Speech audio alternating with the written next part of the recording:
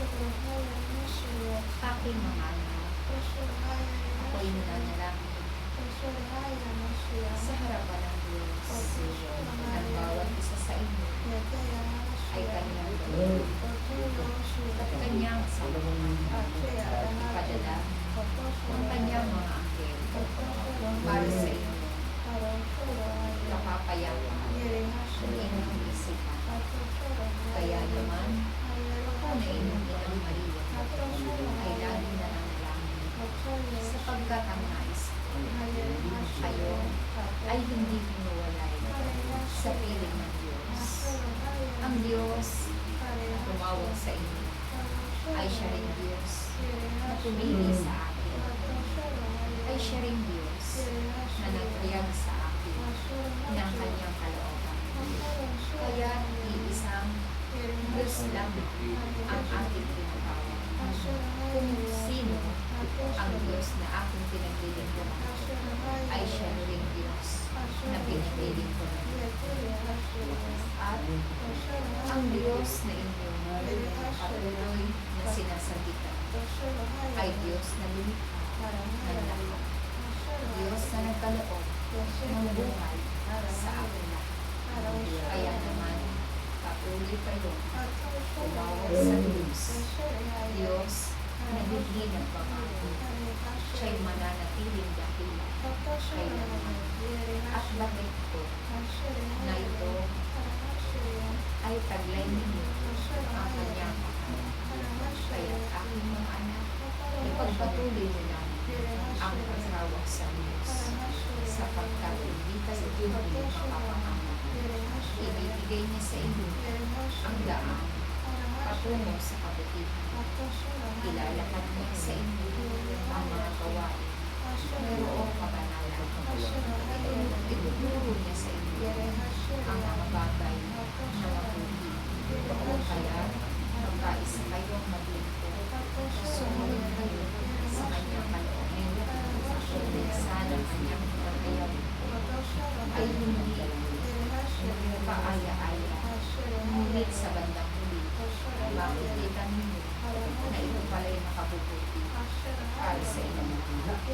Ako na inyong inang Maria, lagi ko kayong ipapanalangin na ang bawat isa sa inyo, sa inyong pagsunod, ay maging kapag ang inyong pananampalataya ay maging matibay sapagkat dumaan na kayo sa maraming unos na inyong buhay. Ako mananatiling kayo upang ito ay inyong malalasan. Kasama ninyo ako aking sa kung ang nais ninyo ay kaayusan at kapayapaan na ninyong tahanan. Ito rin ang aking piling sa Diyos na makapangyarihan sa tanging tahanan ay punuin niya ng kapayapaan. Punuin ang kasaganaan sapagkat nais kong kayong lahat ay lagi masaya at payapa sa araw-araw.